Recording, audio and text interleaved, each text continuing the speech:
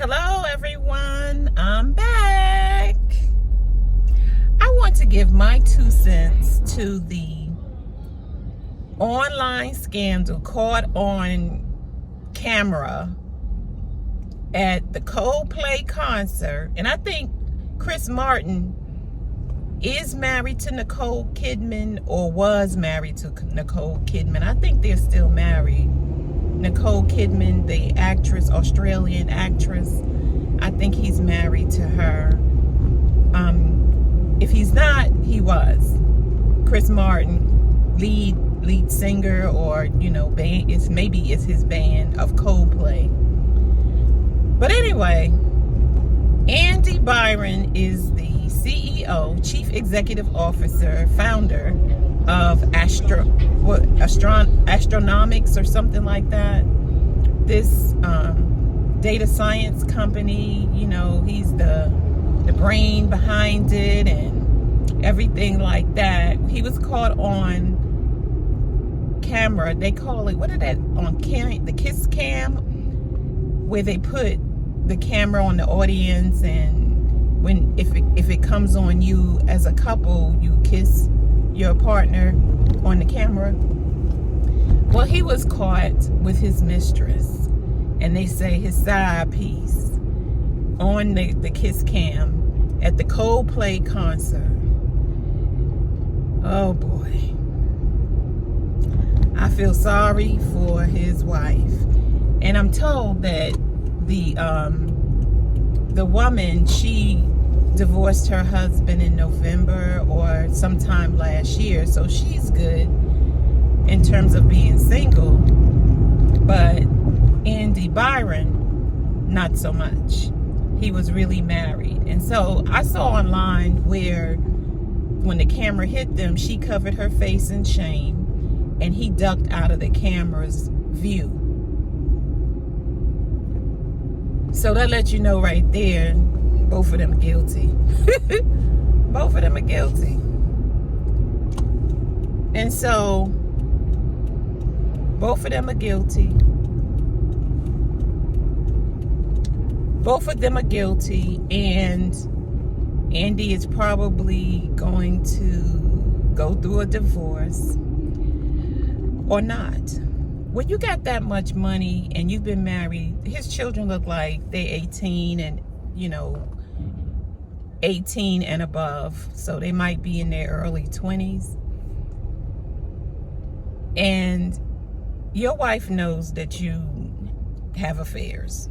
She may have confronted you on them. She may have turned a blind eye to them. She may be of the philosophy, as long as I don't find out, I'm not going to go digging and looking. So this is probably not a surprise to his wife, Megan Carrigan Byron. I heard she removed her last name from her page. She maybe closed some of her accounts, her social media accounts, and she has not said anything. She's like, dude, you out there by yourself. I'm not getting involved in this. You have humiliated the family, embarrassed the family, my children, me. You out there by yourself. And I think they said that he has resigned.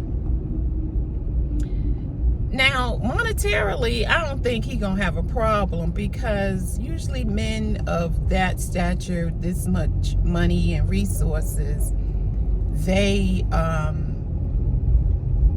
they have money making money. Their money makes money for them.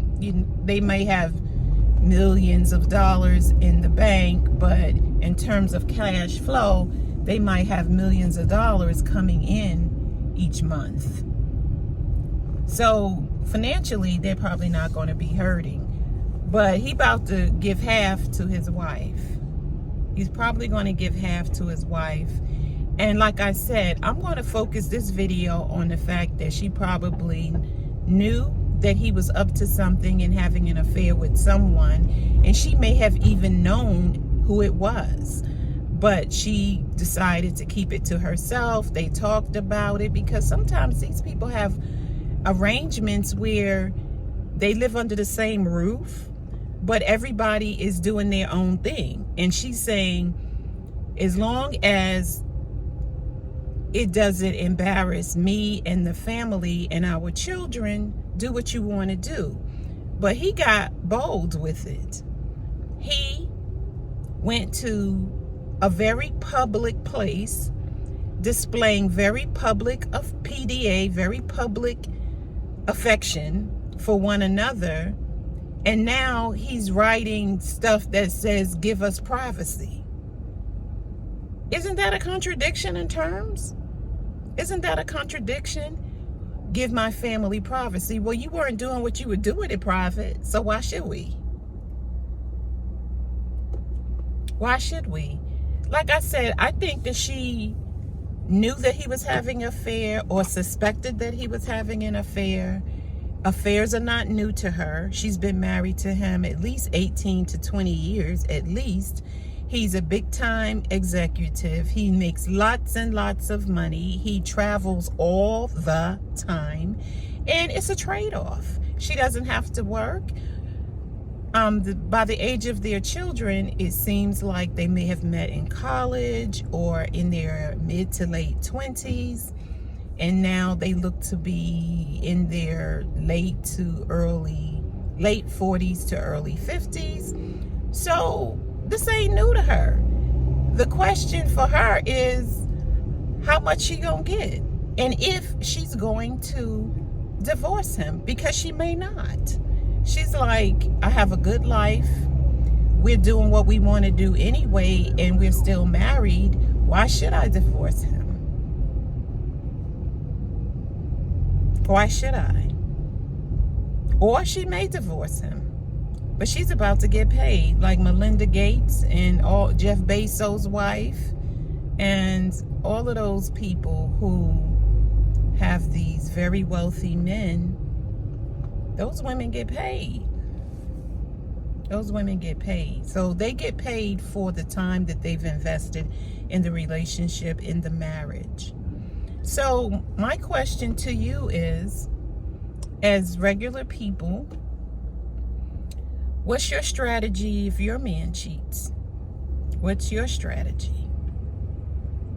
Or are you the breadwinner, and if he cheats, you can't really get anything out of it because you're the breadwinner and you make the most money and you're living and you're paying for the lifestyle that you have? That's my question. What will be his payment for his cheating? What will he have to pay? I remember one of the influencers, she talks about gold digging. She said that you have to make him pay, or if you want to stay, you should make him pay. You don't have to, but you should make him pay. Buy a bigger house or a new house, a new car, something monetarily. She said because that's where it hurts for men in their pocket. So it doesn't matter how much they make. They can be super rich, like Andy Byron of Astronomics, or they can be Joe Blow making whatever. So you figure out what the payment is based on his income level. That sounds like a good idea to me. Sounds like a good idea, because sorry ain't gonna get it. Sorry isn't going to get it. What do you think? What do you think? So I think that each woman, whether married or mated, and it's, whether married or mated, when he messes up, what is going to be his payment to get back into your good graces? Now, some people say, a heartfelt sorry, where I feel that he's really sorry and apologetic is enough. But what if he keeps doing it? What if he does it a second time? What if he does it a second time? Will you accept another apology, or whether you require payment? And it doesn't mean payment has to be like a material thing. It could be, well, if you're really sorry, then we're going to go to marriage counseling for a year. We're going to go to 2 or 3, 4 marriage retreats at the church. We're going to read a couple of books on how to have a healthy, strong marriage. So it doesn't even have to be those things about material goods of a new house or a new car, or $20,000 cash or $50,000 cash, whatever it is for that man's economic level or financial level. It doesn't even have to be those things. It could be marriage counseling for a year. You write it down. You can make it really formal as an agreement. He signs it. You could frame it and put it somewhere.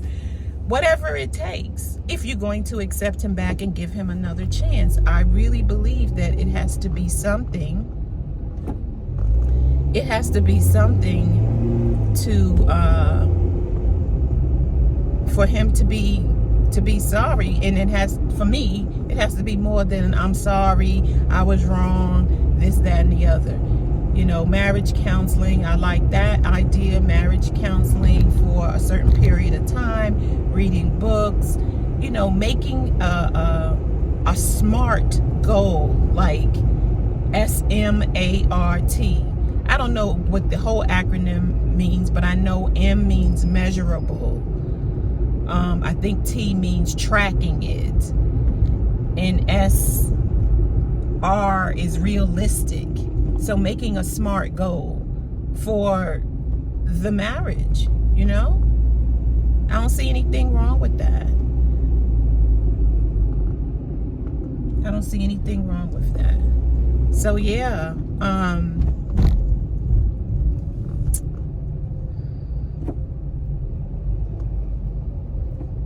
are you going or what?